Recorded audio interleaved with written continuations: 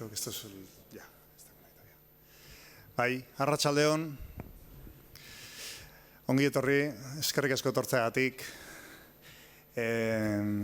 Gaur, daukagu gurekin Pello Monteano, historialaria, Amaiur, 1522an,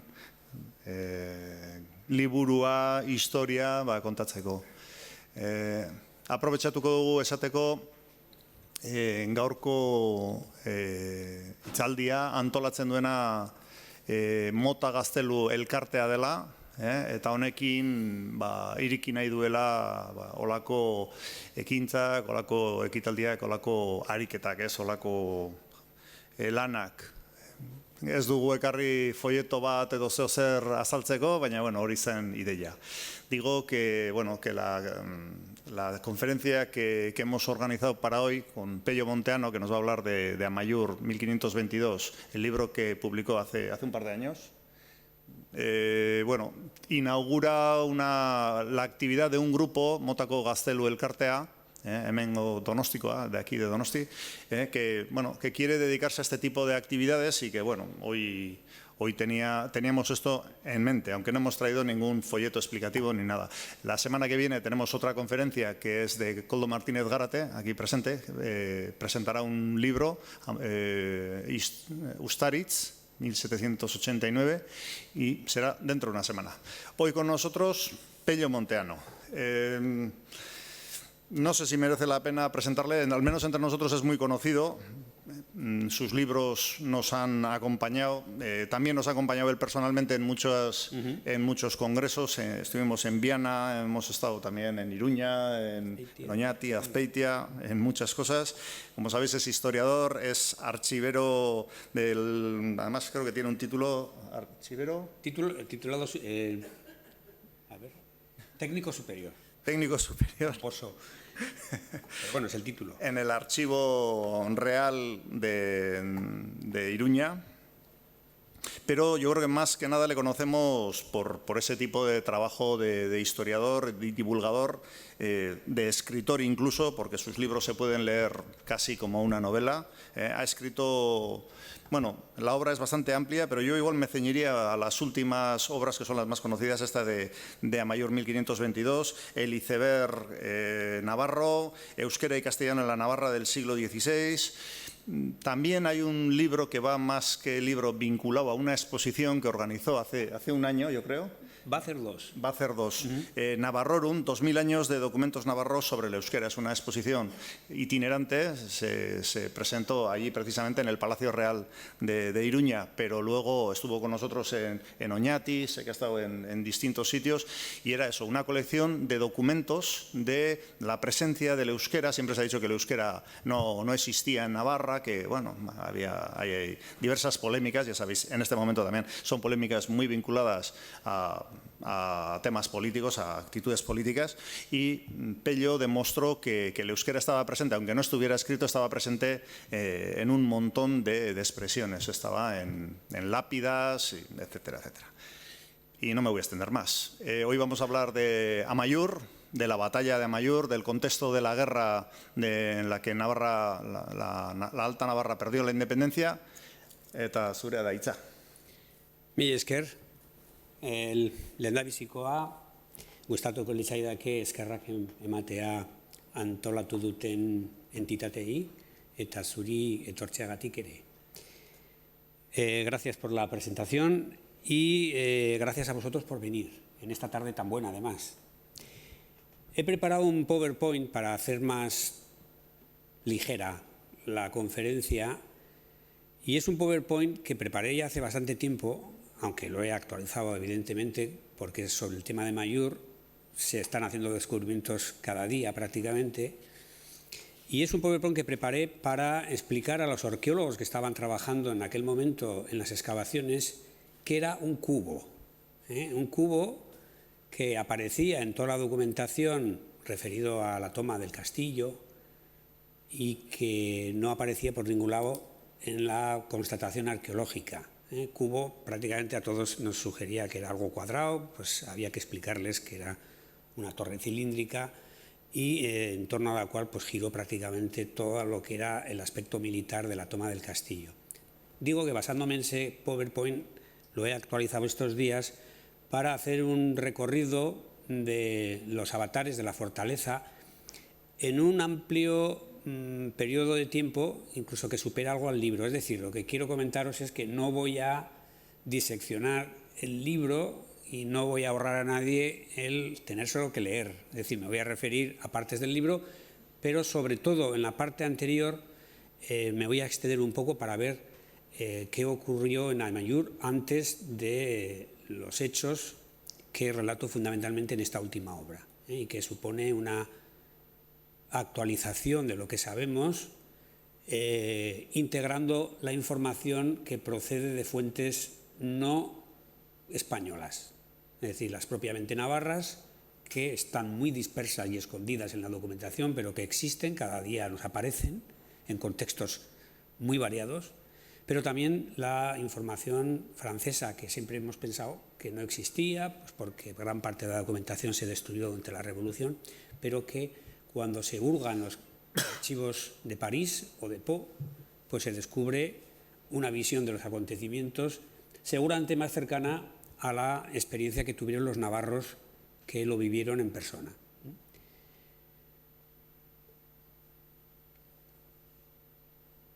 A ver si funciona.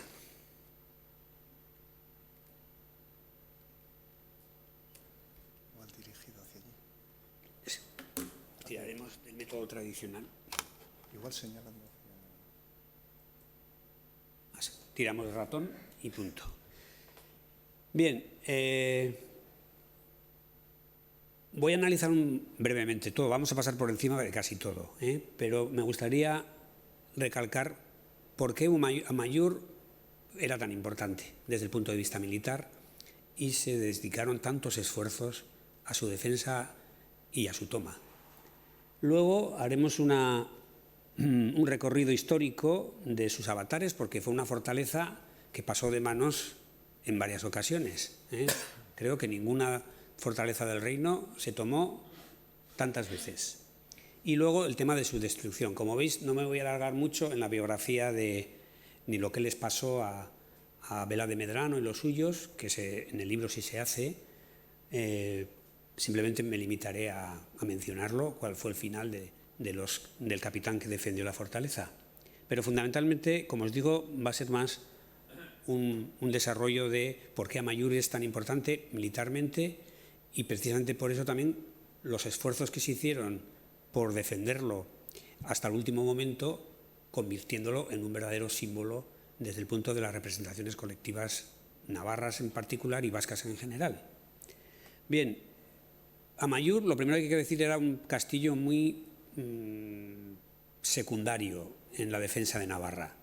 Como sabéis, las grandes fortalezas de Navarra siempre estuvieron en el sur, al hilo del impulso conquistador o reconquistador, como queráis verlo, ¿no?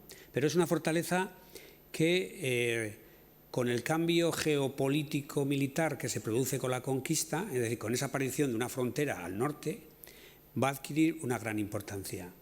Primero porque la nueva frontera que crea la conquista española es una fortaleza que tapona una de las vías de penetración en la Alta Navarra, aunque aún quedaba Velate, que siempre fue un problema estratégico enorme, como pasar de la Navarra cantábrica a la cuenca de Pamplona en concreto. Pero efectivamente tapona, como también tapona las dos fortalezas que en el mismo periodo se van a construir ex novo desde el principio para impedir la entrada de grandes ejércitos, en principio por Guipúzcoa también, es decir, se construye el castillo de Iriaranzu, y en Roncesvalles se construye el castillo del Peñón, o Chateau-Piñón, como le llaman ahora. Amaiur tiene la importancia de que, además, cierra las comunicaciones también por Izpegui con lo que sería la Baja Navarra, que fue un territorio muy complicado para los españoles también por su situación y por la actitud, vamos a decir, de gran parte de la nobleza de ese territorio, de la Baja Navarra. En este mapa, que refleja un poco la campaña del almirante Bonivet en 1521, gran parte de esa campaña se va a conmemorar dentro de prácticamente un par de años, veis cómo efectivamente Amaiur, que lo podéis ver aquí, pues tapona tanto la entrada desde Lapurdi como desde Baja Navarra.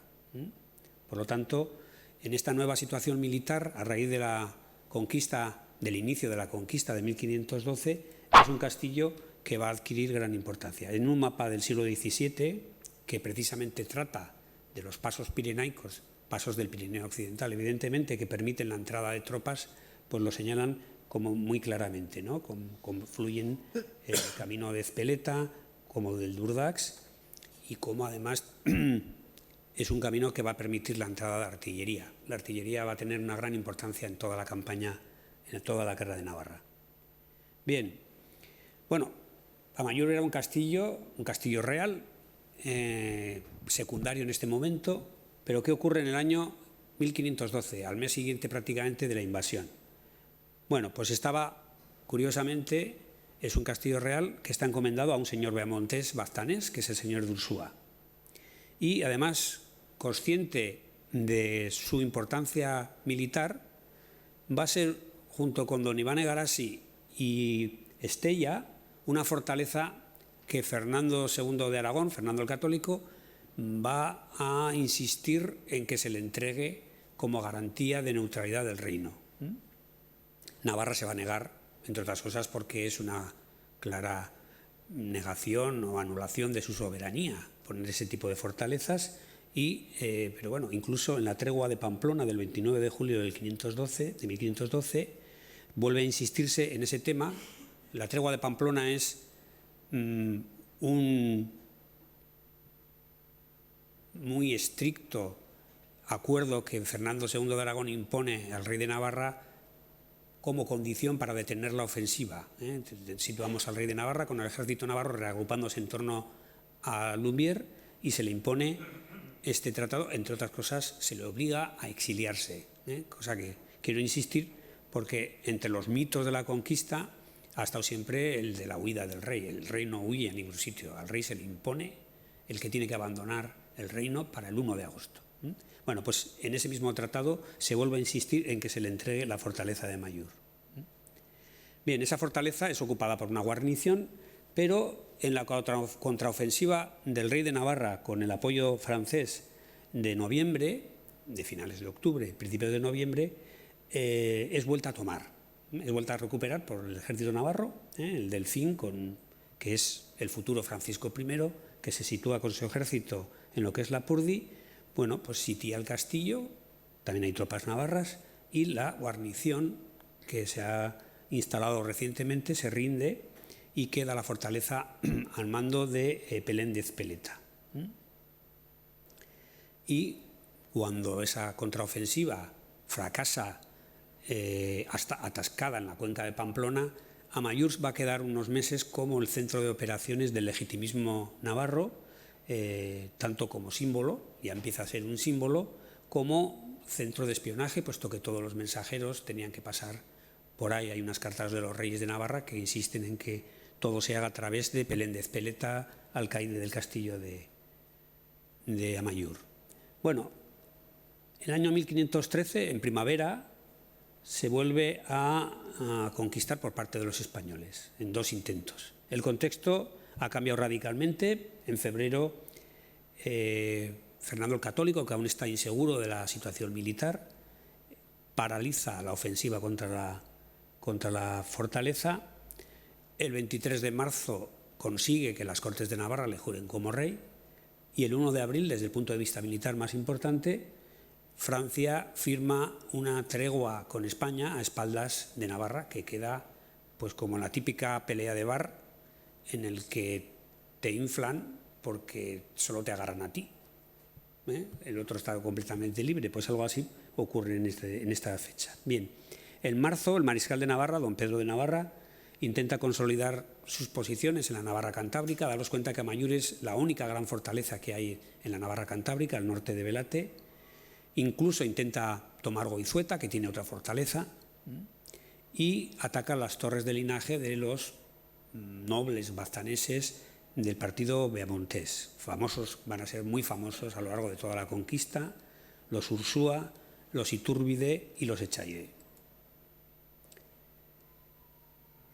La última semana de marzo se envían tropas españolas que llegan, curiosamente, desde Baja Navarra, desde Don Iván Egarasi por Ispegui, y los navarros se reagrupan en torno al monasterio de Urdax. La situación va a ser muy parecida a la de 1522. Hay que pasar Ochondo, se sienten más cómodos en Urdax por su situación geoestratégica, pero la concentración de tropas es en apoyo de la fortaleza, sin duda. Y en mitades de abril, el mariscal de Navarra y Vela de Medrano, que ya está ahí, es decir, Vela conocía muy bien la fortaleza mucho antes de 1522, acuden en socorro de la guarnición y desbaratan el intento hispano-beamontés de tomarla, por un lado Vera y por otro lado Martín de Ursúa. Se produce un segundo intento, en este caso ya es de mediados de abril, un ejército de mucha más entidad, que lo dirige Francés de Beaumont, el hijo primogénito del señor de Arazuri, que siempre anduvo deshojando la margarita porque bando estuvo a punto de cambiar 2 veces o 3 veces de bando, pero bueno, en este caso, y en el de Estella también, presta unos grandes servicios militares, y él es el que comanda un ejército que sale simultáneamente de Pamplona, de Don Iván Egarasi y de Hondarribia. Y el 25 de abril, con toda esta gran movilización de tropas, como digo, con la neutralidad francesa, consiguen tomar la fortaleza. Baten y el mariscal tiene que replegarse hacia el otro lado de los Pirineos. Queda instalado el famoso Antón Alguacil, que va a ser el capitán de la fortaleza prácticamente hasta su destrucción. Una vez que ha vuelto a caer, ha pasado ya varias veces de mano y cae en poder de los españoles, estos se dan cuenta de la importancia estratégica que la fortaleza tiene. Y por lo tanto, ya veis la carta que le dirige el rey, el propio rey a Villalba, prácticamente al mismo tiempo se toma para que se haga todo lo posible porque esa fortaleza sea inconquistable en el futuro. Y de hecho, apoyada por la de Irún Iranzu, que se va a empezar a la vez, y el Peñón, van a convertirse en la primera línea de defensa de las posiciones españolas. Es un planteamiento que cambiará en 2 décadas por una defensa en profundidad, pero en principio apostaron por este sistema y además no repararon en gastos, porque vamos a ver que la fortaleza va a quedar en un estado que poco tenía que ver con su diseño medieval. Un diseño medieval, como os podéis imaginar, de flacos muros, bastante altos, totalmente inadecuado para una defensa con una artillería que había avanzado tanto en los últimos años. Bueno, en los informes que se pueden consultar en Simancas, pues bueno, ellos con la nueva ampliación pues prevén una guarnición de 110 hombres, 50 más en tiempo de guerra, un gran poder artillero, cañones, es decir, piezas de gran calibre, sacres, buzanos y escopetas también. Y en la remodelación, más que remodelar, lo que hacen es añadirle un cinturón a un nivel más bajo de la colina, que es todo lo que está apareciendo en la excavación en las últimas campañas. Bueno, un recinto que sea capaz de resistir los ataques artilleros. Se le añaden 2 gruesos cubos al sur y al oeste, un pequeño foso, es decir, lo que se hace es reforzar los puntos más vulnerables de la fortaleza. Y para que os hagáis una idea, pues bueno, pues hasta 1517 a distintos ritmos, porque todo dependía de cómo andaban las arcas castellanas, si venían o no galeones de América con oro, pues prácticamente se gastaron esos millones de maravedís, que vienen a ser unos 6.000 ducados de oro, que es una cantidad muy importante. Solo Pamplona, que en este momento también se está fortificando a marchas forzadas, tenía un nivel de gasto equiparable al de Amaiur. Bien, esto es un periodo, como os he dicho, desde el año 1513 hasta prácticamente 1521. En ese tiempo es verdad que las obras quedan bastante paralizadas al hilo un poco de las dificultades en Castilla, 1520, primera mitad de 1521, con todo el tema comunero y las germanías, pero la fortaleza estaba prácticamente culminada para mayo-octubre del 21. Como sabéis, el mayo del 21 se produce la tercera gran ofensiva para recuperar la independencia, en este caso emprendida por Enrique II, por el hijo de los reyes de Navarra, que habían fallecido 5 años antes. Y lo curioso es, y lo relevante para el caso de Amaiur, que prácticamente se toma en un mes, se recupera todo el reino, excepto Amaiur. Y eso que una vez que lo que los españoles ven en Pamplona, es decir, una vez que ven el juego que da la artillería francesa, ninguna fortaleza osa resistirse. Es decir, en cuanto se ven en el horizonte los cañones de la batería francesa, normalmente todas las fortalezas se rinden. Amaiur no. También es verdad que no vio los cañones, pero Amaiur, Alguacil, lo dice muy claro cuando se le envía un rey de armas instándole a entregar la fortaleza, y por lo tanto se va a rodear de cierto prestigio, en el sentido de que ante los ojos de los gobernadores y luego del emperador va a ser la única gran fortaleza que resistió. Todas las demás, hay una carta de Miguel Dañués que es muy graciosa, del 18 de mayo más o menos, no, del 26 de mayo, una vez que ya ha caído Pamplona, dice: visto lo que ha ocurrido con estas fortalezas, no sé por qué los reyes gastan tanto dinero en hacer fortalezas, porque prácticamente no resisten ni horas el ataque de la artillería. Bueno, el caso de Amaiur es, por tanto, una excepción en mayo. ¿Qué ocurre? Que mediada la batalla de Noain y mediada la toma de Donamar y Garasi, que fueron, sobre todo la toma de Donamar y Garasi fue muy sangrienta, se produce una contraofensiva por parte de un enorme ejército que envía el rey de Francia y que tenía que haber llegado antes de Noain, pero se retrasó mucho por muchas circunstancias, entre otras por lo que se tardó en arrastrar, vamos a decir, la artillería. Pero bueno, a finales de septiembre llega y es cuando Bonivet divide su ejército en dos cuerpos. Uno atraviesa el paso de Roncesvalles, toma prácticamente, sin quitarse las espuelas, el castillo del Peñón, pero Amaiur va a ofrecer más resistencia al otro cuerpo del ejército que comanda el señor de San André. Bueno, el caso es que no voy a entrar en los detalles, pero prácticamente en cuanto se emplaza la artillería y comienza a jugar, como se dice en el lenguaje de la época, pues prácticamente la fortaleza y el bravucón alcalde de la fortaleza tiene que rendirse. Es decir, es recuperada nuevamente por el ejército franco-navarro. San André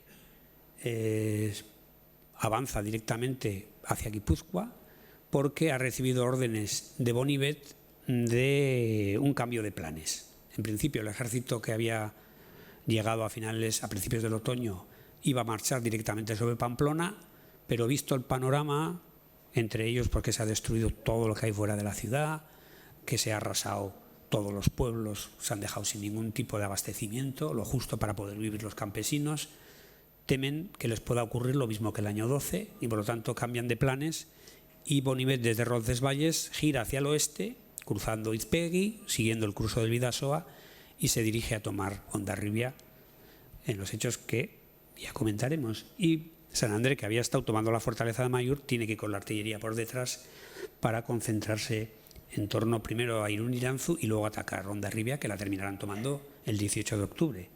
Bien, la fortaleza de Amaiur, que es lo que nos interesa, queda encomendada al capitán, que seguramente, porque las fuentes solo hablan de infantería francesa, mercenarios alemanes e infantería navarra, no dice quién mandaba, pero se supone que la infantería navarra que hizo el asalto, una vez abierta la brecha en la fortaleza, la comandaba Jaime Vela de Medrano, que va a ser al navarro al que se le va a encomendar la fortaleza, puesto que es fortaleza navarra.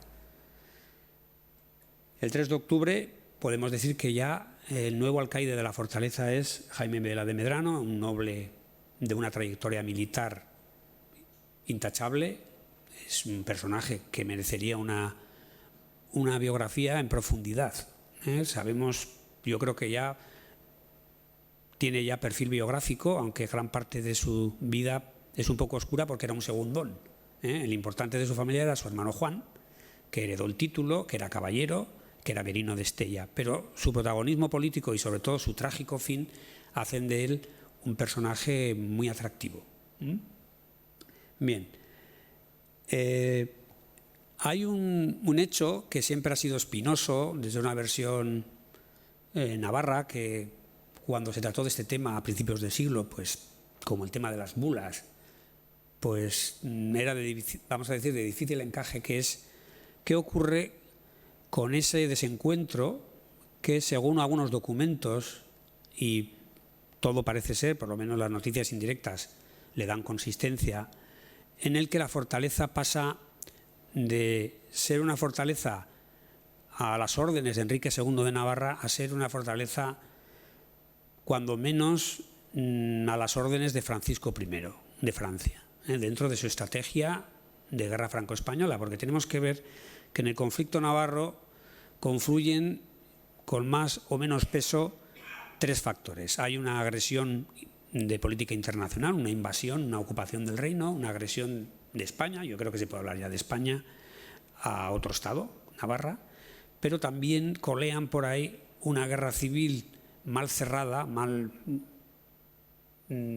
protagonizada por la misma generación que va a estar en estos acontecimientos, y por lo tanto se abren desagravios y rencillas que no habían podido ser cerradas. Y por otro lado, como tercer elemento, estaría una guerra internacional por la hegemonía europea, en la que Navarra es un frente más, como puede ser Luxemburgo o como puede ser el Milanesado. Bien, pues en ese mare magnum hay una serie de noticias que hablan de que Vera de Medrano pide al rey de Navarra recursos para remodelar la fortaleza y para defenderla.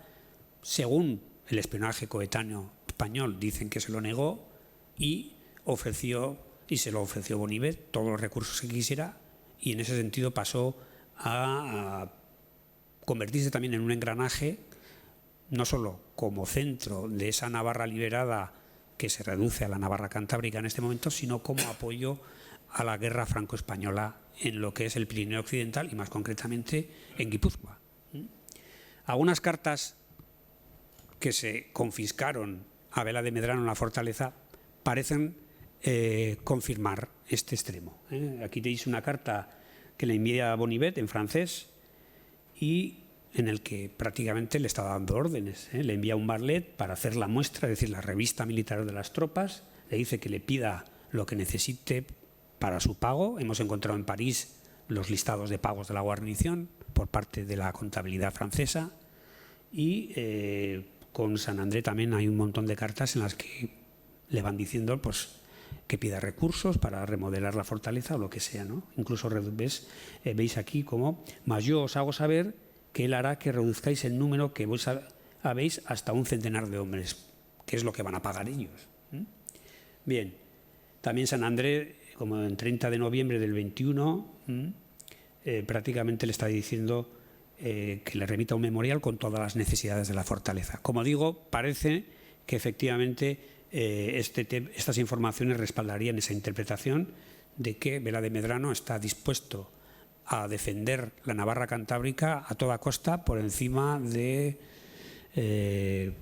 la visión que pudiera tener el propio rey, que es un chaval de 18 años, que él prácticamente no ha conocido porque él se ha movido más con sus padres, él creció prácticamente en la corte, y que, bueno, pues es una actitud que es comprensible desde el punto de vista militar, ¿no?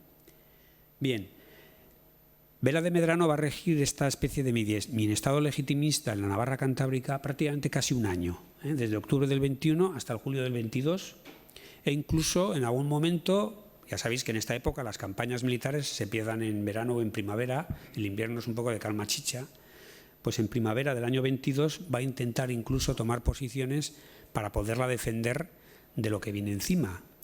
Insisto que para estas fechas Hondarribia ya está en manos francesas.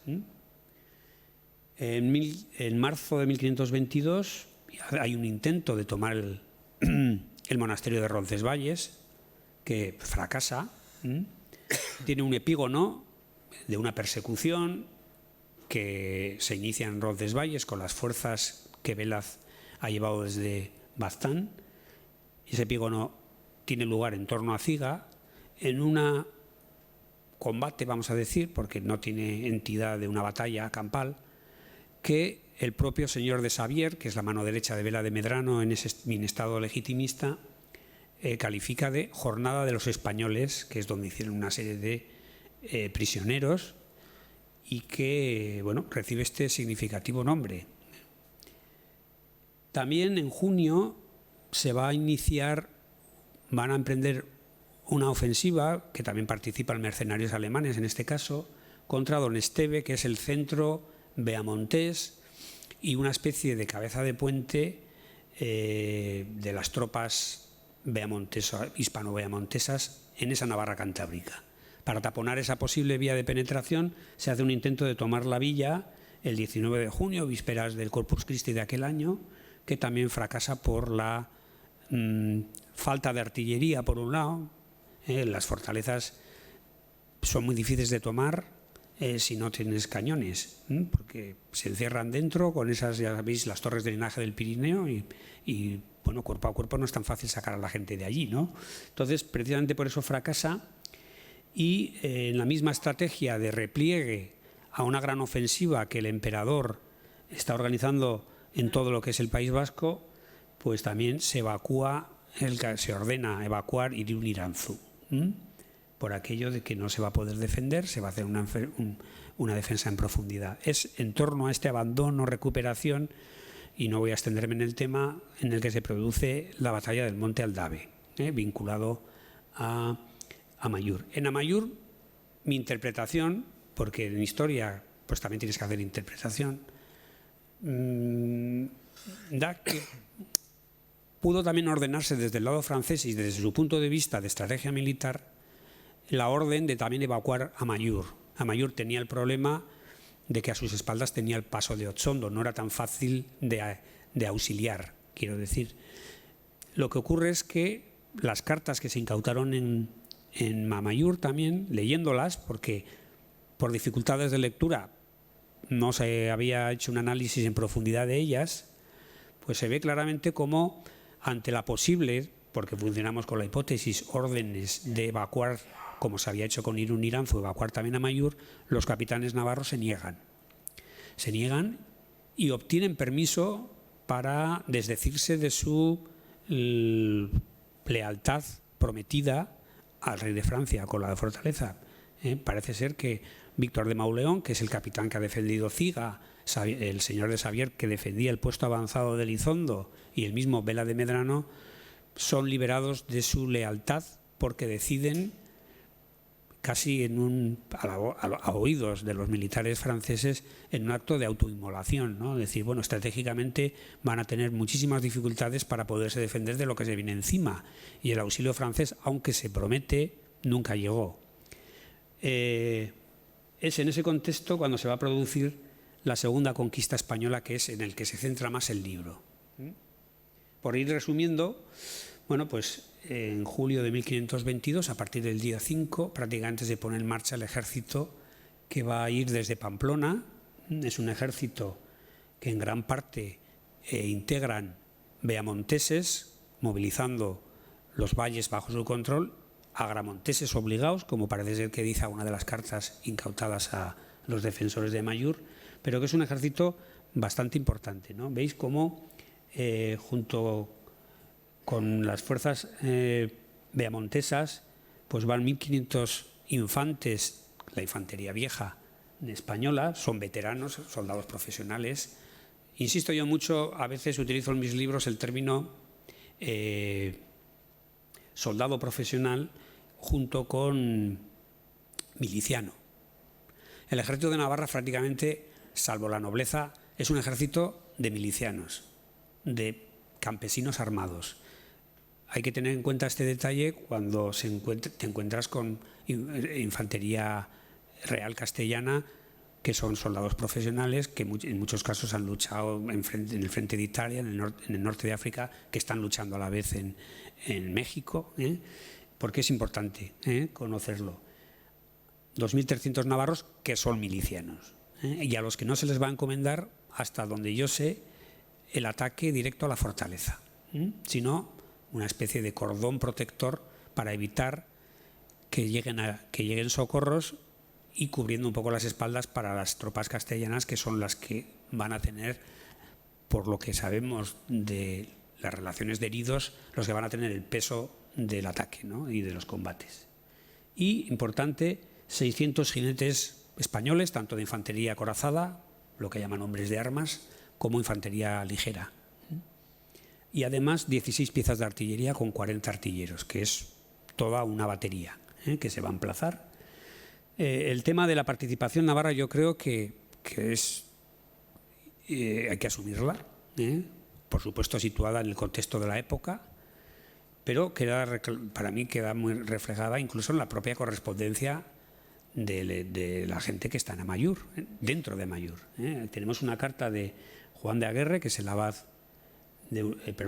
ahí es un defecto, no, al abad de Urdax, eso es, Juan de Aguerre es notario de Chalar, que escribe al abad de Urdax, que le dice: viene gran fama de un ejército grande, pero lo cierto es que vienen pocos castellanos. Aunque es el centro del ejército, él dice, vienen pocos castellanos, sino lo que en Navarra los meamonteses han podido movilizar, por un lado. Y por otro lado, en otra carta dice: es verdad que en todo el reino hay mandamientos del gobernador para levantar gente, sabemos que hubo resistencias, es muy curioso el caso de los escuderos de Sangüesa, que estaban implicados hasta el cuello, tenían todos procesos judiciales y que no obstante se niegan a ir contra Amaiur, pagan a un criado que vaya en su nombre. Por supuesto, el cambio militarmente es muy significativo, ellos son escuderos, van a caballo y el criado va a ser un infante con una lanza y un coselete, pero se niegan y, como dice, ha habido resistencias y también van algunos agramonteses que han podido sacar de la cuenca de Pamplona, porque negarse tenía también, como se ha demostrado por parte de otros historiadores, tenían unas consecuencias bastante graves. Bien, con ese panorama abordamos la cronología de la ofensiva, ¿no? Como veis ahí, tenemos la contabilidad castellana muy clara en cómo se van dando todos los pasos. Prácticamente avanzan 20 kilómetros cada día, con la artillería que va a obligar a abrir un nuevo camino por Velate, porque el viejo no sirve para transportar esos cañones. Y veis, pues, Hostiz, Lanz, Arraiz, Perroeta, Elizondo, y el día 12-13 ya prácticamente están en Amaiur, donde se les unen también las tropas que estaban en Odonesteve. El día 16 queda emplazada la artillería. Como sabéis, se ponen en marcha casi, vamos a decir, 3 estrategias: un asalto a cuerpo, un bombardeo y un minado. Prácticamente van a ir, conforme van fracasando las estrategias, en las que queda herido además el propio virrey, que recibe, porque claro, se defienden hasta pedradas. El propio virrey pierde los dientes de una pedrada que le dan en uno de los asaltos. El propio Marte Tangleria, que está escribiendo, bien es verdad que desde la corte, de las noticias que llegan a la corte, habla de que muchos jóvenes caballeros castellanos que se habían ido a Amaiur a cubrirse de gloria, pues se ven heridos, porque la defensa es espectacular para los medios de la época, y no estaban acostumbrados, porque habéis visto que el castillo casi siempre se había tomado con retiradas estratégicas, prácticamente no se había planteado un combate en toda regla. En este caso yo creo que es una cuestión ya de Vela de Medrano y de los capitanes, de que ya llevan mucha guerra encima, pues dispuestos a defender la fortaleza hasta sus últimas consecuencias, como fue el caso, ¿no? Y como os digo, de unos ataques frontales en los que entran en los cubos, son expulsados de los cubos, se combate a pie de muralla, cuerpo a cuerpo. Luego se decide que previamente al asalto se va a batir, revientan varios cañones del fuego tan intenso, porque los cañones de esta época se calentaban muchísimo, había que esperar a que se enfriasen los cañones. Pues, como os digo, revientan varios cañones y al final se opta, como sabéis, por el minado, que también, si se lee la documentación, pues es que están excavando y recibiendo pedradas desde lo alto del muro, ¿no? Pero no se puede evitar, y con lo cual prácticamente la el destino de la fortaleza se va a jugar por el éxito de esa mina. Como veis, esta es una reconstrucción del propio complejo de Amaiur, el famoso cubo que al principio nadie encontraba en las excavaciones y la maqueta yo creo que está hecho sin el cubo, aunque yo les decía a los arqueólogos, tiene que salir. Es decir, los documentos no dan lugar a dudas de que el eje de la defensa y de la toma de la fortaleza fue el cubo mayor. Así que tiene que estar, no es un cubo que se proyectó y nunca se construyó, tiene que estar. El tema es que ha salido en la última campaña y donde no esperábamos exactamente que apareciera. ¿Veis? La foto que viene al pie, que no sé si se ve muy bien en detalle, es prácticamente el cubo. Yo recuerdo haber ido a Logroño y ver el cubo del Rebellín y llamar a Aranzadi y decir, iros a Logroño, veréis lo que es un cubo. Un cubo es pues un búnker que hasta, como os digo, hasta que no se minó, porque por lo visto no hubo posibilidad de contraminar, por la razón que fuera, pues no se pudo tomar la fortaleza. El día 19 estalla el cubo y la fortaleza pues se convierte en indefendible. Como veis, prácticamente se han recuperado solo la primera hilera de las piedras del cubo, lo demás es todo un relleno, porque la fortaleza, a pesar de su destrucción prácticamente completa del año 22, se rehusó, en partes o lo que sea, como fortificación, tanto en el siglo XVII como en el siglo XVIII. Bien, el día 19, pues Vera de Medrano capitula con Meneses de Bobadilla, que es un capitán de caballería famoso español, negocian la entrega de la fortaleza a cambio del respeto a la vida de los que habrían sobrevivido. Son capturados unos 50 navarros, de ellos son 7 nobles, las cartas, los documentos los nombran por su nombre, y todos ellos son conducidos a Pamplona en varios turnos, fuertemente escoltados, sobre todo Vela de Medrano. Debía haber también, para vamos a decir, los conceptos de la época, soldados que eran franceses, daros cuenta que llamaban franceses también a los labortanos, pero que se entendían que no podían ser apresados en buena guerra, puesto que ellos habían defendido a su rey. El tema es, como vemos en la carta que le dirige el virrey de Navarra a San André cuando pide su rescate, consideraba que los navarros habían luchado contra su rey. Varios de ellos sí es verdad que habían jurado a Fernando el Católico, pero también es verdad que ese juramento no tenía ningún valor desde el momento en que había desaparecido el rey, porque era una encomendación plenamente personal, ¿no? Entonces, los muertos constan, no dicen cuántos, que son hallados en el castillo, son enterrados en la iglesia de Amaiur, y en ese momento sabemos que se incautan las cartas de Maya, que las entrega un infante castellano al virrey a cambio de 2 ducados, creo recordar, y que a nosotros nos sirven para reconstruir en lo posible lo que ha ocurrido en esa Navarra legitimista, en ese minestado durante todo ese periodo de la alcaldía de Vela de Medrano. Algunas de ellas son, la verdad, muy interesantes. Como os he dicho, el día 23, San André, que sigue en Bayona, esperando la gran ofensiva desde Guipúzcoa, que es lo que ha hecho que el ejército francés no haya hecho nada por socorrer a Amaiur, pues pide el rescate de los nobles navarros. Su razonamiento para la ética, vamos a decir, bélica de la época es: ellos han cumplido con su deber y por lo tanto ahora solo queda que pidáis rescate por cuánto vale su libertad, que era una práctica muy habitual. Ya sabéis que Asparros, Lesparré y Tournon pues consiguen su liberación por grandes cantidades de dinero, pero lo consiguen en Noain, y era una práctica muy habitual entre la nobleza, entre los caballeros. El virrey se niega con el argumento que os he contado. Son súbditos del emperador y el emperador decidirá sobre ellos.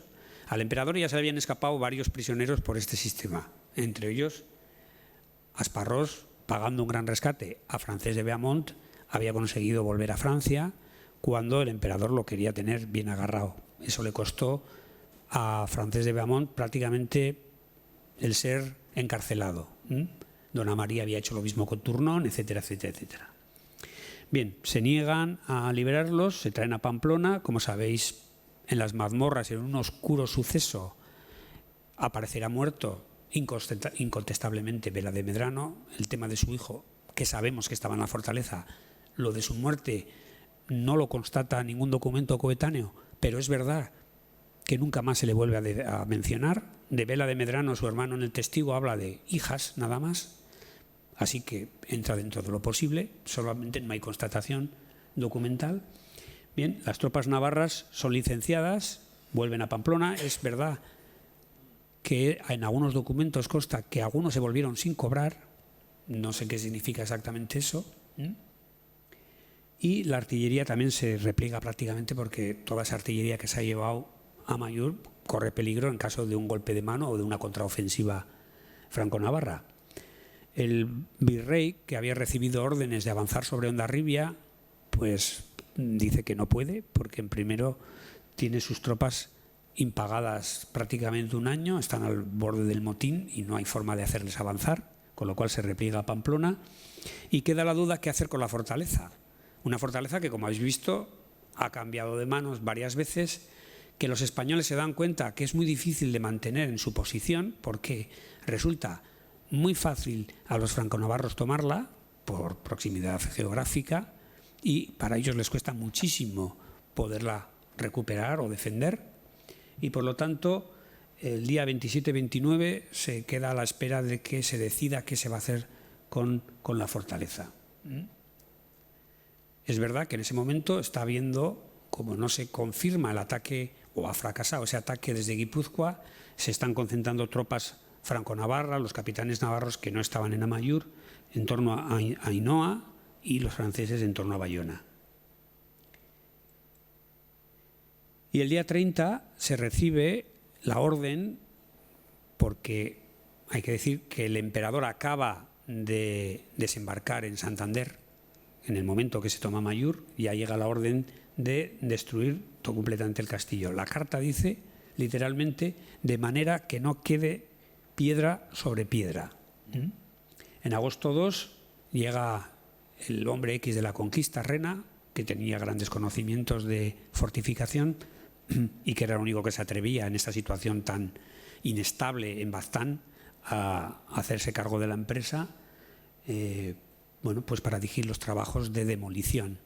Pedro de Navarra, que no estaba dentro de la fortaleza evidentemente, está en Ainhoa reagrupando tropas, unos 1.500 hombres, que pueden pasar, y de hecho hay algunas escaramuzas, pueden pasar Ochondo en cualquier momento, de forma que el trabajo de los canteros que son guipuzcoanos, a las órdenes de Pedro de Legorreta, excavan 5 minas para colocar el explosivo, y también el sistema es lo de excavar bajo el cimiento, apuntalarlo y darle fuego a los puntales luego para que se produzcan el colapso, ¿no? Esos trabajos se realizan en un gran nerviosismo, porque por las noches nadie se atreve a quedarse en Amaiur, todos se repliegan hacia Elizondo. Llegan desde Pamplona refuerzos precisamente para procurar una retirada tranquila, y sobre todo de los cañones, falconetes que tiene la fortaleza, y el día 12 es cuando se va a producir la gran explosión que va a desplomar el castillo, y además se va a rastrillar lo que quede, de forma que casi es una maravilla lo que han encontrado los de Aranzadi, porque la fortaleza medieval en planta prácticamente se recupera todo, pero hasta cierto punto, con todos los movimientos que también se hicieron a posteriori, se recupera bastante bien la forma del añadido moderno, vamos a decir, de forma que, eso de que no quedara piedra sobre piedra, se cumplió muy malamente, y hoy Amaiur puede vanagloriarse de ser un símbolo además muy descriptivo, ¿no? Precisamente el aspecto que presenta de una fortaleza derruida completamente es casi metafórico de lo que le ocurre al reino, ¿no? Lo que ocurre al reino. Vemos aquí en 1571 lo que quedaba de la fortaleza a los ojos del virrey español, que hace un informe para Felipe II de cómo está la frontera, y dice que en la vía de Maya ha reconocido un castillo, que en ella había, en un peñoncito, que está en medio del valle y que se debió labrar para la defensa del paso. En eso no se equivocaba. En dicho castillo, poco mayor que una buena torre, y el derribarle, a mi parecer, fue acertado, porque además de que era poca cosa, él está viendo lo que está viendo, lo poco que quedó. Además de que era poca cosa, no tenía traveses que importasen, es decir, posiciones que evitasen el asalto de los muros, y los enemigos se podían acercar prácticamente hasta los muros. Buena prueba lo tenemos en la mina, sin poder ser atacado, es decir, a cubierto. No tenía terraplén, ni dentro había lugar para hacerlo, y el sujeto padrastro de la mano derecha, donde la villa está, había otro. El padrastro es una posición elevada que compromete las fortalezas, que es precisamente donde pusieron la artillería. Bien, y con esto, pues yo daría por terminada un poco la exposición, volviendo a insistir que no es un resumen del libro. Tiene puntos en común. La conferencia habla de muchas cosas que no dice el libro, pero el libro relata con mucho más detalle grande parte de lo que he dicho en la conferencia. Por lo tanto, nada, como ha dicho Ángel, yo quedo abierto ahora a las preguntas que me queráis hacer en relación a este tema y que intentaré contestar. Gracias.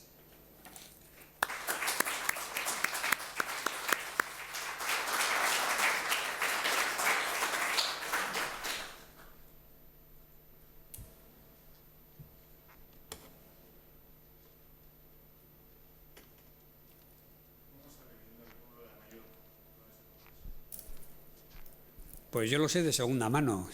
Quiero decir que yo no soy de Amaiur, pero bueno, he visitado las excavaciones varias veces. Se me llamó cuando apareció el cubo.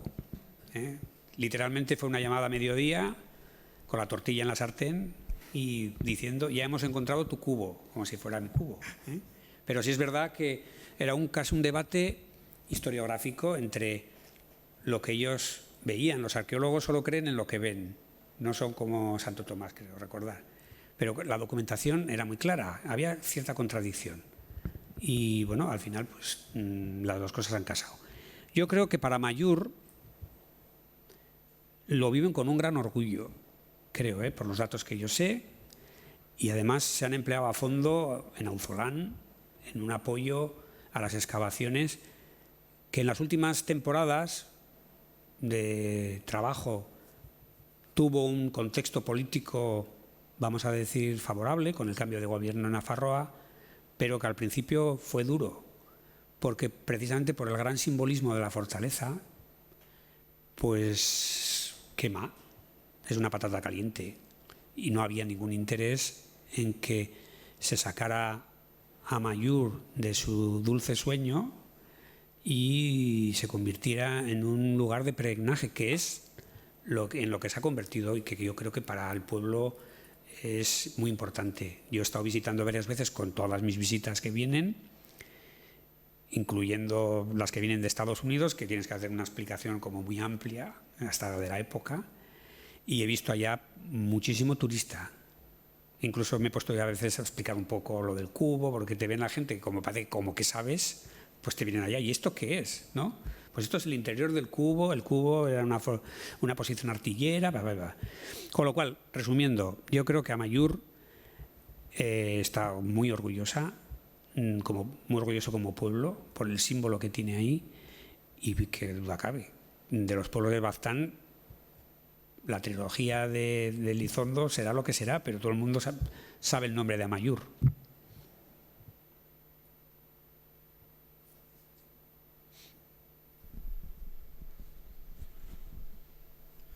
Hola, Pello. Hola, ¿qué tal?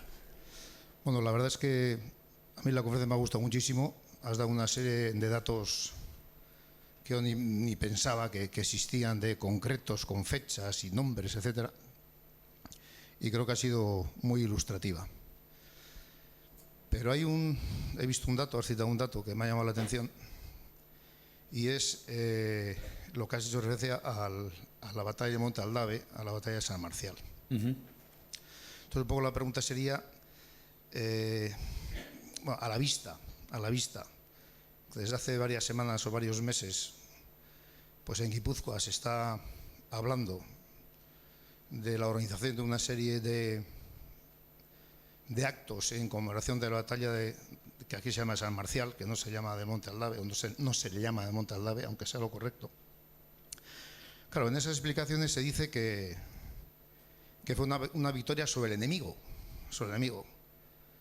Y yo creo que te he entendido como que es los españoles contra los navarros, o algo así, ¿no? Entonces, casi parece que fue una batalla fratricida, ¿no?, entre guipuzcoanos y navarros. Sin embargo, vas a San Marcial y ahí creo que pone una lápida, pone contra los franceses.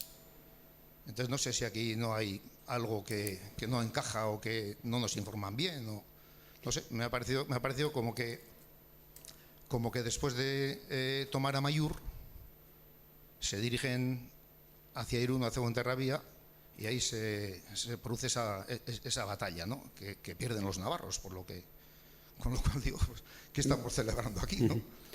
Con ese tema de los actos de San Marcial. Bueno, pues seguramente, si me has entendido así, no me he explicado bien, tal vez porque todo lo de Amaiur tiene tantas conexiones que al final tienes que dar pinceladas, y como pinceladas se quedan un poco cojas. No. Cuando se produce el cambio de estrategia de Bonivet, del almirante de Francia, que viene con ese ejército que tenía que haber apoyado al Esparré, que no venía solo a recuperar Navarra, en la correspondencia vemos que también quería ir hacia el interior de Castilla en apoyo de los comuneros que resistían aún en Toledo después de haber perdido Bellalar. Pero bueno, cuando llega ese ejército y, vamos a decir, se amilana en avanzar sobre Pamplona, como había prometido, da un giro estratégico y se dirige hacia Guipúzcoa, es cuando se toma primero el castillo de Irún Iranzu, que no resiste prácticamente 4 horas, y luego, con una lucha más prolongada en el tiempo, se toma Hondarribia. Y desde ese momento a los franceses, no a los navarros, que sí participan en la toma de Hondarribia, el rey de Navarra ha venido con sus tropas, y está el señor de Lizarraga y están otros muchos nobles luchando conjuntamente con las tropas francesas para tomar Hondarribia, porque se les ha prometido que desde Hondarribia se iniciaría el ataque hacia Pamplona en la primavera siguiente. Bien, eso queda así. La batalla de San Marcial se produce en un contexto diferente de prácticamente 8 meses más adelante, en junio, donde se está articulando una contraofensiva española para recuperar Hondarribia. Porque a los franceses, desde el momento en el que tomaron Hondarribia, se les hizo los ojos chiribitas y la cuestión navarra parece ser que pasó a un segundo plano. Dentro de su estrategia tenías que ver la noticia cómo llegó a las negociaciones que se estaban haciendo en Calais, en ese momento, entre Francia y España, con la mediación de Inglaterra. Bien, como digo, en junio se produce un intento de recuperar Hondarribia, que es en el contexto que va a estar la batalla de Aldave. Desde mi punto de vista, en la batalla del Monte Aldave no hay tropas navarras. Hay labortanas, desde el punto de vista, vamos a decir, nacional. Hay labortanas que las fuentes llamarán francesas, que van con el señor de Semper, etcétera. Pero fundamentalmente no hay tropas navarras que sepamos. Sí hay un capitán navarro que encabeza la infantería alemana, que es el señor de San Martín, que va a morir en esa batalla.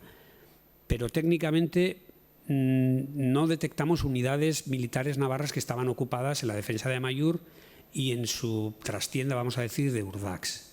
Sí que está el señor de San Martín, como digo, que muere, pero no consta que hubiera tropas navarras en la batalla de San Marcial. Sí labortanas y sí francesas, evidentemente, y por supuesto los grandes perdedores, que son los mercenarios alemanes. Eso hasta donde yo sé. No sé si me he explicado muy claramente.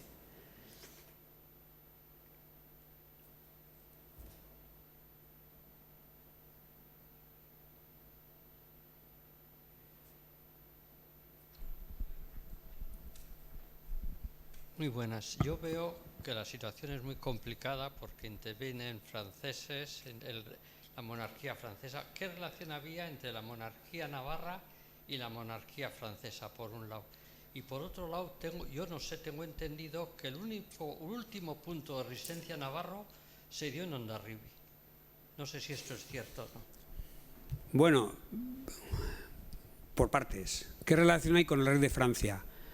Bueno, La postura de Navarra a nivel internacional era muy compleja, como sabes, en el año 12 terminó decantándose por una alianza defensiva en principio, pero con artículos ambiguos, vamos a decir, que pusieron algunas posiciones políticas en bandeja, pero hay un claro decante con quien hasta entonces había sido el gran enemigo de la monarquía de Navarra, que era el rey de Francia.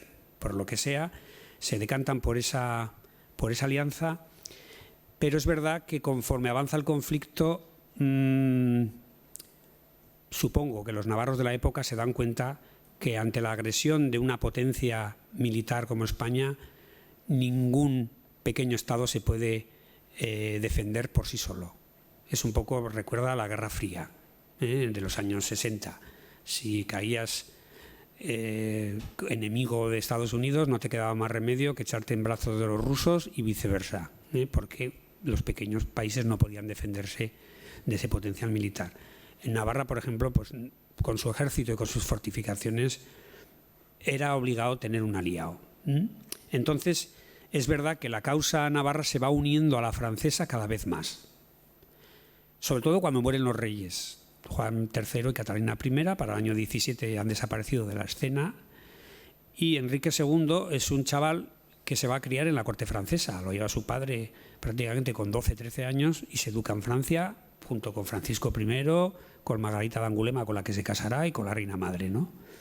Es decir, él además va a heredar los títulos y los territorios de su abuelo, del señor de Albret, con lo cual, aparte de rey de Navarra, es un gran señor francés.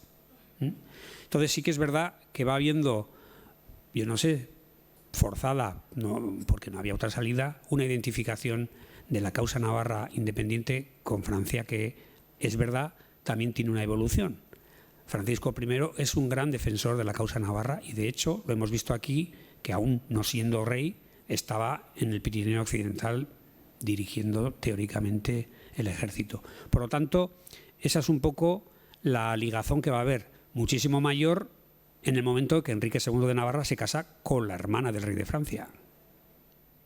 Ahí no hay ya posibilidad de una solución de la cuestión navarra por medio de un matrimonio, porque ya claramente la baza francesa se ha jugado con todas sus consecuencias. Tal vez es verdad que han fracasado todos los intentos diplomáticos que se dan desde el año 12. Esas son un poco las dos relaciones que va a haber, que van a sembrar además la semilla para que el rey de Navarra, de esa Navarra independiente que va a quedar después de 1527, se convierta en rey de Francia. La segunda pregunta se me ha ido. Sí. Respecto a Hondarribia, hasta donde lo he encontrado, en Hondarribia no hay tropas navarras de guarnición hasta octubre de 1523. Es decir, una vez que Amaiur cae, todas esas tropas con Pedro de Navarra entran a formar parte también del ejército francés.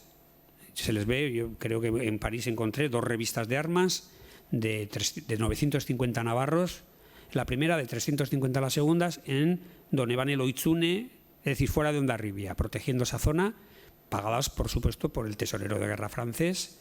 Es decir, están apoyando su causa, efectivamente, pero las dos se mezclan.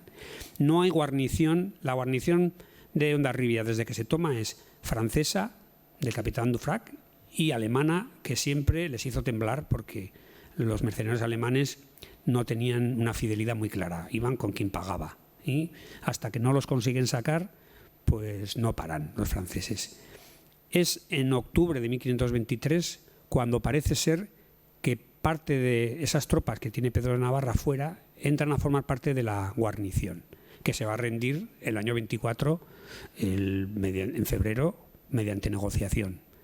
Ciudad por amnistía. Por lo tanto, no hay, aunque las tropas navarras se constata que participan en la toma de la fortaleza, de la villa, pero no se quedan dentro. Luego, en el año 23, sí pasan a ser guarnición. Eso es lo que podemos contrastar con los documentos.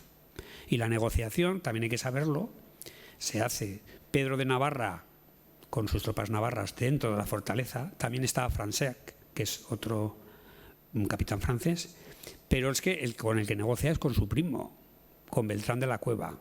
Pedro de Navarra y Beltrán de la Cueva, que es el capitán general de Guipúzcoa, son primos.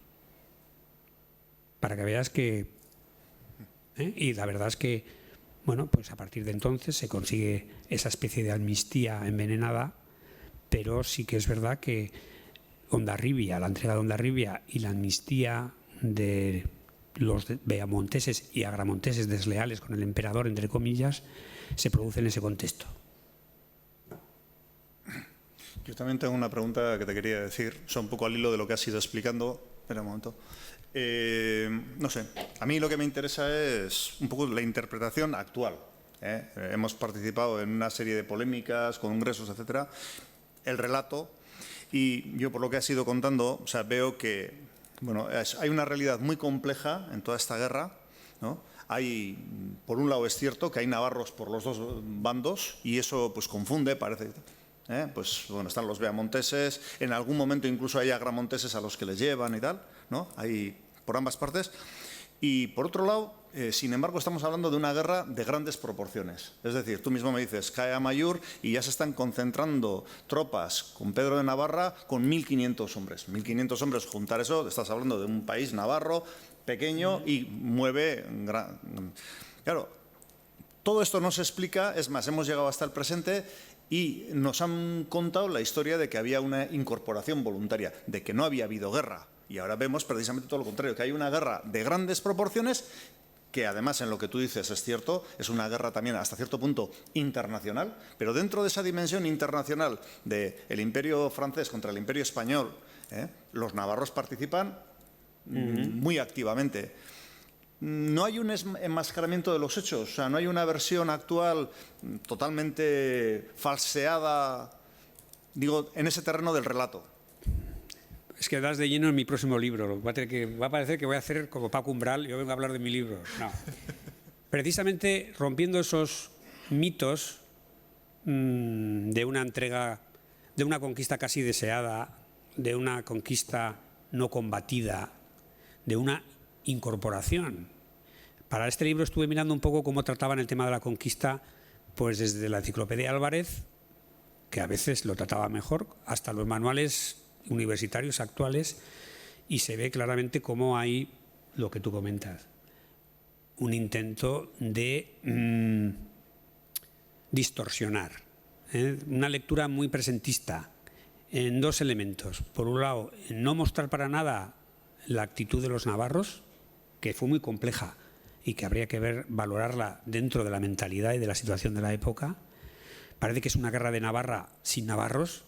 Es decir, los que son derrotados en Noain son los franceses. Es decir, la conquista de Navarra es un episodio más de la rivalidad franco-española. Ni siquiera, hasta la conquista de Granada tiene un epígrafe independiente. Eso por un lado. Es decir, una guerra en la que no se ven los navarros, y estuvieron. Y por otro lado, el tema de evitar, ya no conquista, porque es incuestionable. Es decir, se ha terminado admitiendo que efectivamente es una conquista y de hecho durante los primeros siglos siempre se habla de conquista y de derecho de conquista, pero lo de española también ha crujido. Se han intentado evitar y ligado a eso está el tema de incorporación, anexión, unión. Es como si se quisiera fundamentar la idea de que España se formó pues cuando llegó Navarra. Se unió a un proyecto político, se llama no. Los hechos lo desmienten. Es decir, España existe antes de la conquista. Y la conquista es española, no es castellana. Por mucho que jurídicamente la anexión se hiciera en el contexto de las Cortes.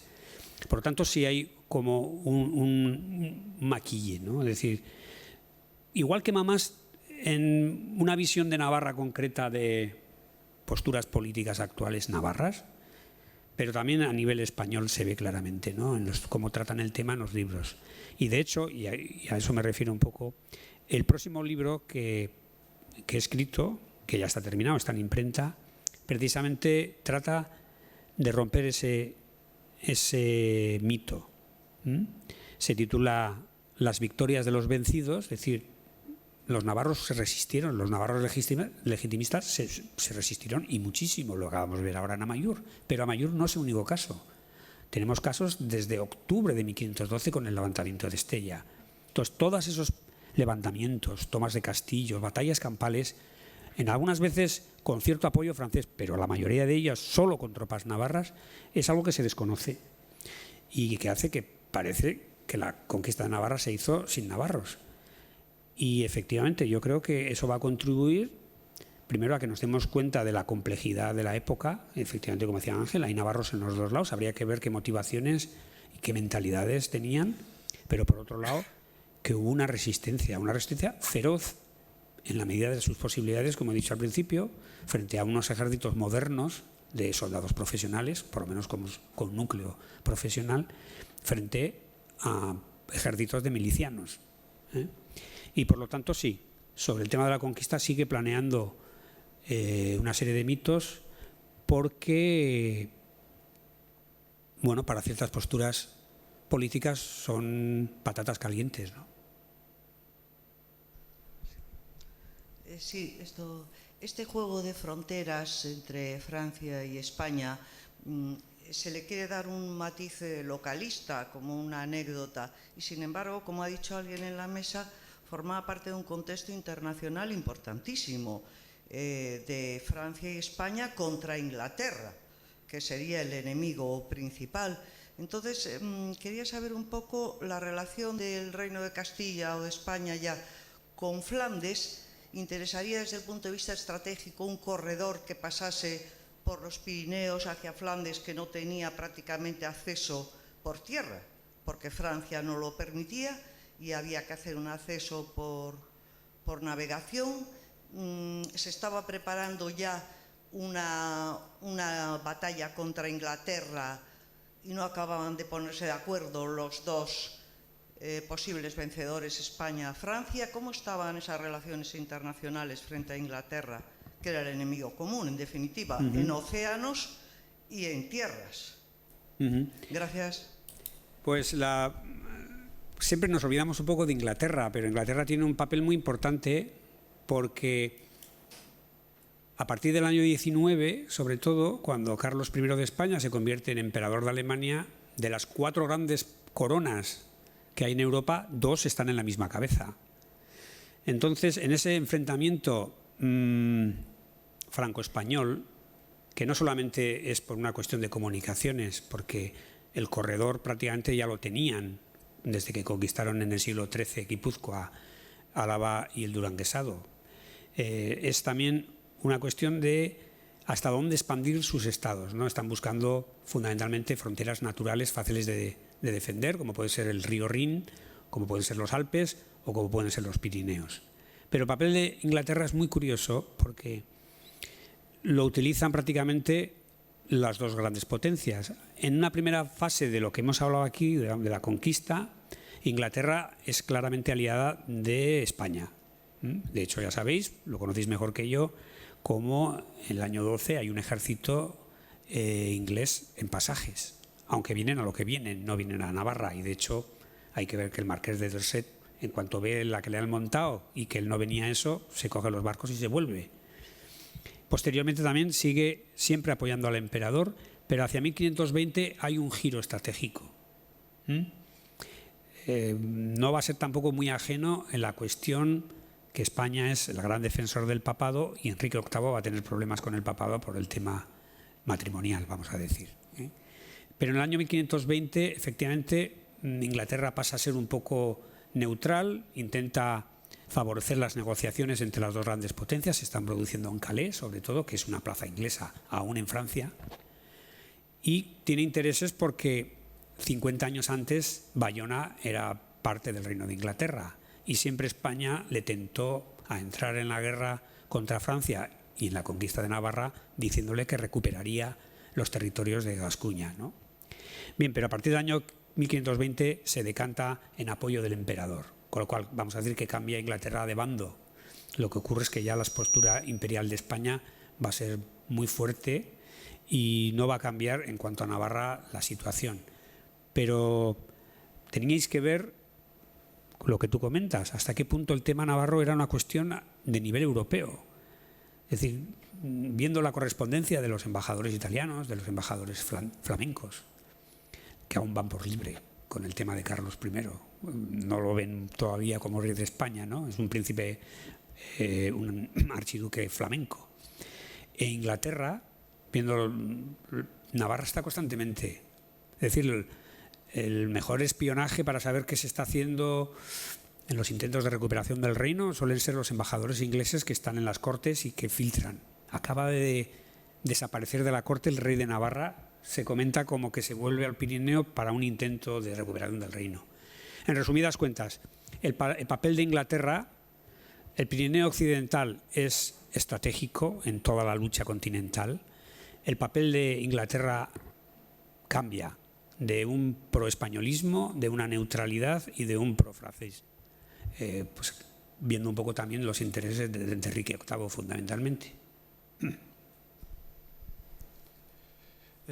Bueno, yo, Arratsaldeon, yo voy a ir a una época mucho más moderna, que es actual, y bueno, quisiera que explicases a ver cuál es la razón, o bueno, las razones concretas de la voladura por los beaumonteses modernos de Navarra, junto con los fascistas españoles que volaron el monumento que se había hecho a la independencia de Navarra en Amaiur en 1931. ¿Cuáles son las razones? Pues las razones son que dentro de un concepto españolista de Navarra tiene muy difícil encaje. Es decir, en Amaiur, independientemente de que vivan su época con su mentalidad, que es una mentalidad muy distinta a la nuestra en muchos terrenos, Nunca hemos hecho, por ejemplo, un análisis de historia de clase, por decir de alguna forma, de la historia de Navarra, ¿no? Pero partiendo de que es una época muy distinta, lo que Amaiur demuestra es un sector de navarros que no quisieron ser españoles, que lucharon por no ser españoles. Y eso, dentro de un concepto de unidad española casi consensuada, voluntaria, teleológica, es decir, Navarra estaba destinada a ser España. Es que eso lo defienden actualmente algunos historiadores también.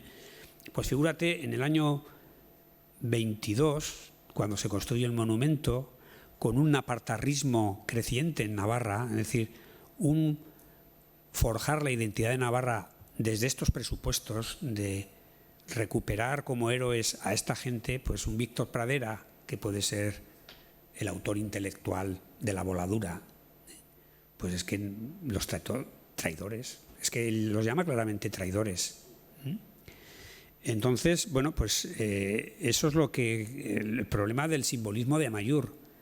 Es verdad que últimamente se oyen voces de que Amaiur es un símbolo de todos los navarros, de tal, pero Amaiur tiene muy mal encaje en una visión actual de Navarra, porque es eso, quienes no quisieron ser españoles. Y además muestra que hay navarros que nunca fueron españoles y que viven hoy día. Tenemos una Navarra, en la Baja Navarra, que ellos nunca fueron españoles. Por lo tanto, eso de el axioma de Del Burgo, Navarra es España, España es Navarra, pues falla en alguna de las partes de la ecuación, vamos a decir. Dos cuestiones. Primera, yo creo que todavía subsiste. En Navarra la guerra de bandos.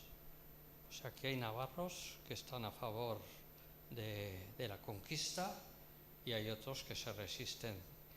Y yo creo que hoy todavía se da algo de eso.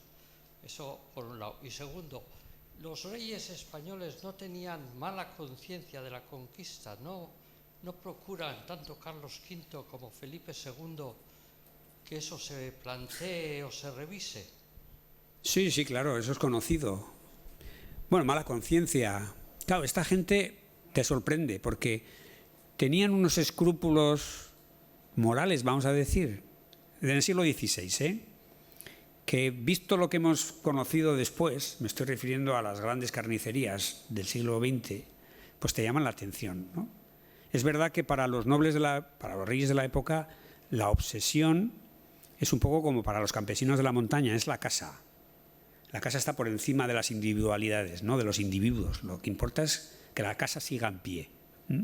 Para los reyes es el engracimiento patrimonial del linaje.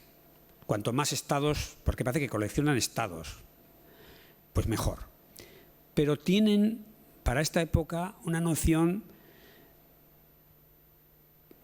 llevada con más o menos coherencia, noción de lo que es buena guerra, de lo que es justa adquisición, y le dan vueltas y vueltas y vueltas a temas que a un político del siglo XX no le plantearía ningún problema, la cuestión de Estado y tal. Y efectivamente, volviendo a tu pregunta, Carlos I, el emperador, mi opinión, por lo que veo de sus negociaciones, yo no le conocí evidentemente, ni tiene cartas en ese sentido, pero hubiera devuelto Navarra a la primera de cambio. Entre otras cosas porque su padre, Felipe el Hermoso, era una gran amistad de los reyes de Navarra y de la casa de los reyes de Navarra. El problema es que, con los problemas que tuvo al llegar a la península, eso hubiera sido su puntilla. Pero siempre lo arrastró, intentó compensar al rey de Navarra. No me lo puedo quitar de encima porque Castilla no lo va a permitir, es casi estratégicamente necesitamos cerrar esa puerta a Francia, te compensaré con otros estados, se buscó la solución matrimonial, pues te casas con mi hermana y te doy Navarra, te la devuelvo en dote. Tampoco funcionó porque la política fue muy compleja y sí es verdad que siempre llevó la mala conciencia de algo que, salvo 4 ideólogos, Palazos Rubios y poco más, consideraban, y es que el derecho de conquista de Navarra se caía sobre sus... enseguida. Habrán escrito todos los libros que queráis por encargo de Fernando el Católico y lo que sea, pero los diplomáticos franceses se cargaron sus argumentaciones en un ris-ras. El Papa no tiene autoridad para desposeer de sus reinos a ningún rey, con lo cual se cae completamente todo. Es decir, Carlos I se ha dado cuenta de que la ley no respaldaba la conquista de un reino cristiano. Y, efectivamente, en las instrucciones que dio a su hijo Felipe II, en Yuste, le encargó que volviera a revisar con qué justicia se retenía el reino de Navarra en la corona española. Y parece ser que Felipe II hizo lo mismo con Felipe III, donde parece que la cuestión ya se dio por zanjada. Había pasado un siglo, dentro de los propios navarros la actitud hacia la monarquía destronada había cambiado por una cuestión ideológica, como es la conversión al protestantismo, concretamente al calvinismo de la dinastía navarra. Lo que no hizo la política pudo conseguir este tema porque la religión es una ideología. Y eso sí que alejó con todo el problema protestante y la rivalidad católico-protestante, con el ejemplo de las guerras de religión en Baja Navarra, etcétera. Eso sí que pudo alejar a la monarquía navarra de sus súbditos alto-navarros. Por lo tanto, contestando, por no alargarme, efectivamente, por decirlo de alguna forma, los reyes de la Casa de Austria, por lo menos los 3 primeros, tuvieron problemas de conciencia con el tema de Navarra.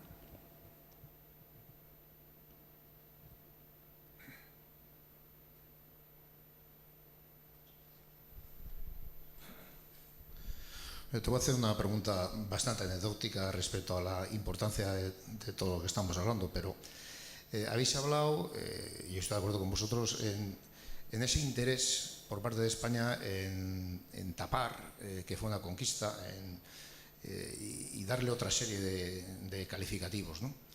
Entonces, digo, no sé que la pregunta es muy importante, pero en este interés o en esta intención de tapar eso, ¿cómo explicas que esas 43 cartas que mencionas en tu libro, que por cierto lo recomiendo que lo compréis y lo leáis, yo lo he leído, está muy bien, ¿cómo se explica que esas 43 cartas que has comentado, que un soldado le entrega al virrey y a los ducados, cómo se explica que durante un cierto tiempo no se hayan destruido? Porque ahí sí queda claramente, ahí hablas muy bien de lo que Velar de Medrano intercambia esas 43 misivas Y ahí sí se ve que es una guerra abierta, ahí no se puede decir que no sea otra cosa. Entonces, ahí hay un testigo documental, joder, que demuestra y tira por tierra todo lo que no sea conquista. ¿Cómo es que no han destruido eso?